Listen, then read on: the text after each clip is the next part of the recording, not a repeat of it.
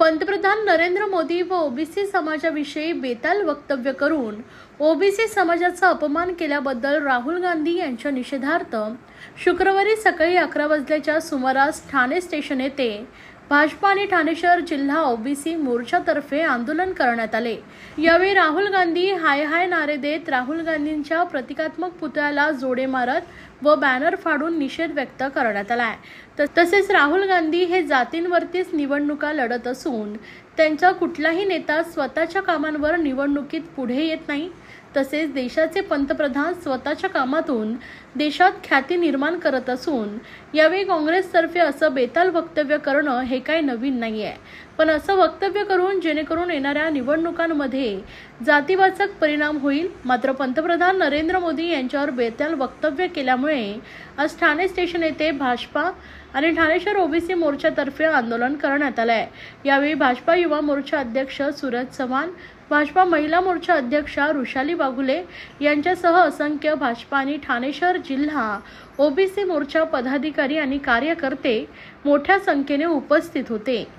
Party वर्षानुवर्षे फक्त जातीवाचक आणि जातींवरतीच निवडणुका लढत आहे। कधीही कामावरती कर्तृत्वावरती त्यांचा कुठलाही एकही नेता हा पुढे येत नाही, सर्वोच्च पदावरचा नेता पुढे येत नाही। आणि जेव्हा भारतीय जनता पार्टीचे यशस्वी पंतप्रधान स्वतःच्या कामातनं जगभरामध्ये ख्याती निर्माण करत असतात, त्यावेळेस असं काहीतरी वक्तव्य करणं जेणेकरून येणाऱ्या काही निवडणुकांमध्ये जातीवाचक त्याचा परिणाम होऊ शकतो, असे काहीतरी ढोबळ वक्तव्य करणं हे काँग्रेस पार्टीसाठी काही नवीन नाही। परंतु पंतप्रधान नरेंद्रजी मोदी यांच्या सपोर्टसाठी आणि त्यांनी केलेल्या कामासाठी आज भारतीय जनता पार्टीचे सर्व कार्यकर्ते राहुल गांधींनी केलेल्या वक्तव्याच्या विरोधात निषेध म्हणून आज इथे आम्ही उपस्थित आहोत। भारतीय जनता पार्टीच्या वतीने हा ओबीसी मोर्चातर्फे निषेध व्यक्त केला जात आहे। राहुल गांधीजींनी वक्तव्य जे मोदीजींबद्दल केले आहे त्याबद्दल आम्ही खूप खेद व्यक्त करत आहोत।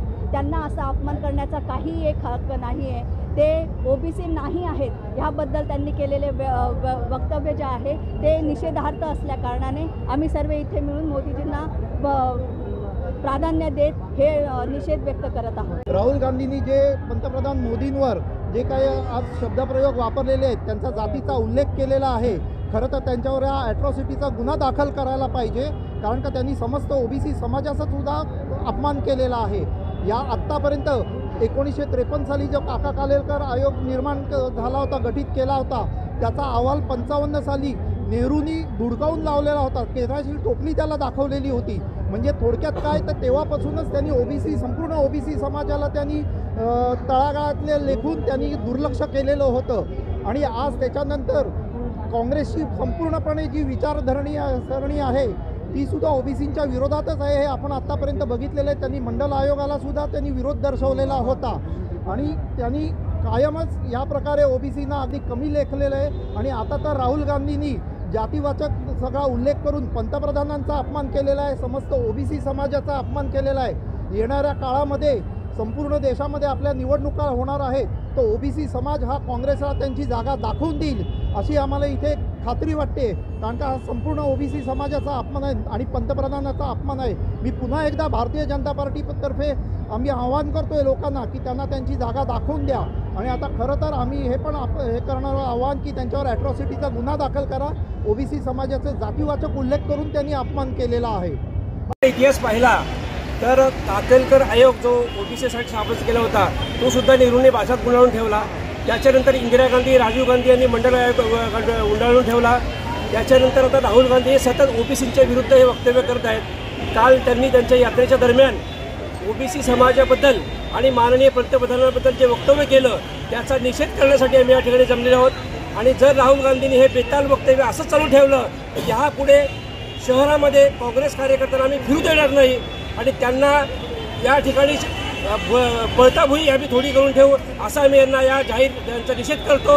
आणि या निमित्ताने मी त्यांना आव्हान देतो की आता हे बेताल वक्तव्य ओबीसी समाजाबद्दल त्यांनी बंद करावं आणि यापुढे असं वक्तव्य पुढे करू नये ही आमची धमकी समजा किंवा आमचा इशारा समजा। यापुढे आम्ही ओबीसी समाजाचा अपमान, आमच्या पंतप्रधानांचा अपमान आम्ही कदापिही सहन करणार नाही। राहुल गांधीच्या या बेताल वक्तव्याचं भारतीय जनता पार्टी, भारतीय जनता युवा मोर्चा, ओबीसी मोर्चा आम्ही निषेध करतोय। आणि यापुढे राहुल गांधींना आम्ही आव्हान करतो, काँग्रेसला आव्हान करतो की असे बेताल वक्तव्य सतत जर होत असतील, आंदोलन आज स्टेशनच्या बाहेर आहे, उद्या काँग्रेस ऑफिसच्या बाहेर होतं.